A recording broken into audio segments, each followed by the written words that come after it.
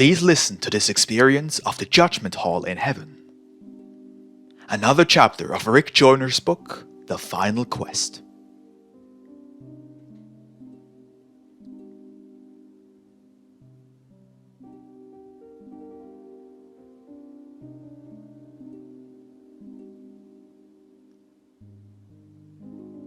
With each encounter, a veil is being removed, so that we can see him more clearly. We are not changed just by seeing his glory, but by seeing it with an unveiled face. Everyone who comes to the true judgments of God walks a corridor such as this, to meet those who can help them remove whatever veils they are still wearing, veils that will distort their vision of him.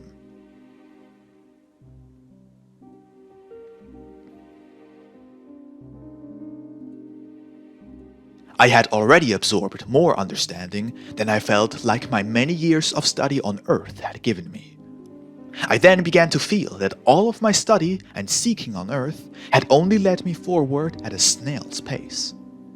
How could many lifetimes prepare me for the judgment? My life had already disqualified me more than all of those whom I had met, and they barely made it here.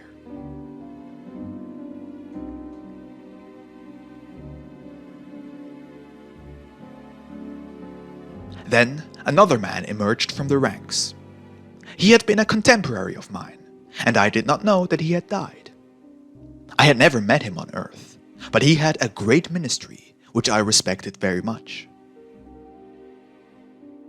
Through men that he had trained, thousands had been led to salvation, and many great churches had been raised up.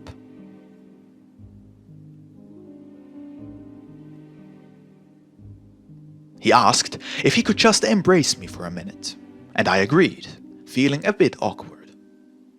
When we embraced, I felt such love coming from him that a great pain that was deep within me stopped hurting. I had become so used to the pain that I did not even notice it until it stopped. After he released me, I told him that his embrace had healed me of something. His joy at this was profound. Then he began to tell me why he was in the lowest rank in heaven.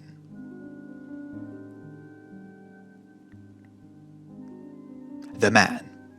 I became so arrogant near the end of my life that I could not imagine that the Lord would do anything of significance unless he did it through me. I began to touch the Lord's anointed and do his prophets harm. I was selfish and proud when the Lord used one of my own disciples. And I became jealous when the Lord moved through anyone who was outside of my own ministry. I would search for anything that was wrong with them which I could attack. I did not know that every time I did this, I only demoted myself further.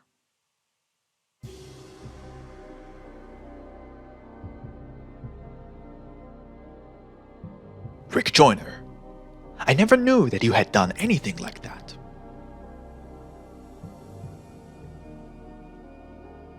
The man. I incited men under me to investigate others and do my dirty work.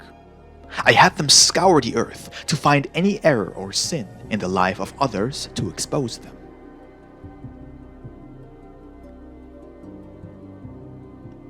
I became the worst thing that a man can become on the earth. A stumbling block who produced other stumbling blocks.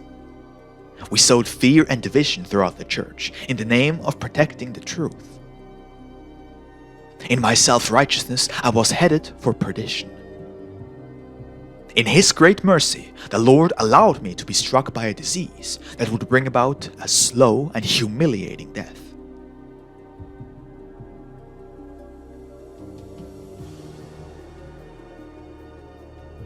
Just before I died, I came to my senses and repented. I'm just thankful to be here at all.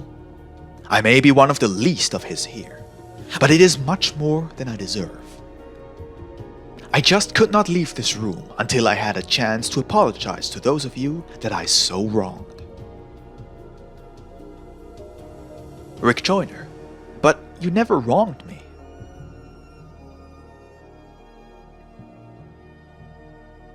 The man.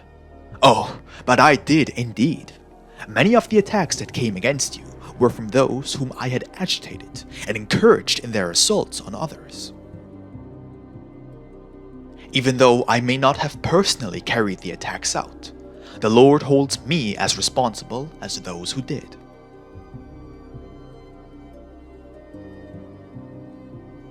Rick Joyner: I see. Certainly, I forgive you.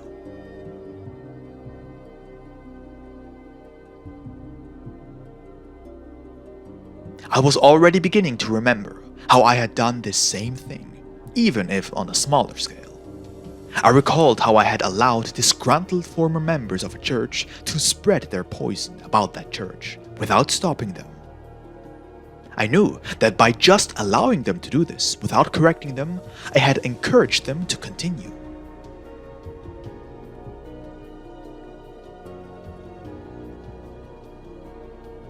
I remember thinking that this was justified because of the errors of that church. I then began to remember how I had even repeated many of their stories, justifying it by saying it was only to enlist prayer. Soon, a great flood of other such incidents began to arise in my heart. Again, I was starting to be overwhelmed by the evil and darkness of my own soul.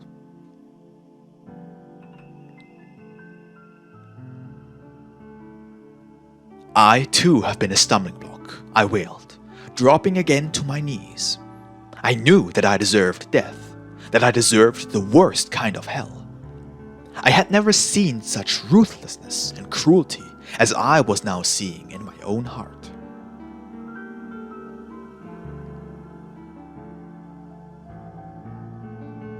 The man.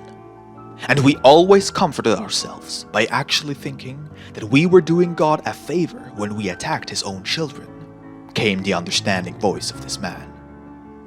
It is good for you to see this here, because you can go back. Please, warn my disciples of their impending doom if they do not repent.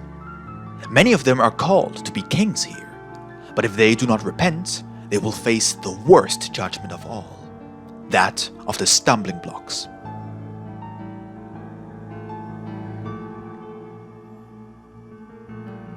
My humbling disease was a grace from God. When I stood before the throne, I asked the Lord to send such grace to my disciples. I cannot cross back over to them, but he has allowed me this time with you. Please forgive and release those who have attacked you. They really do not understand that they are doing the work of the accuser.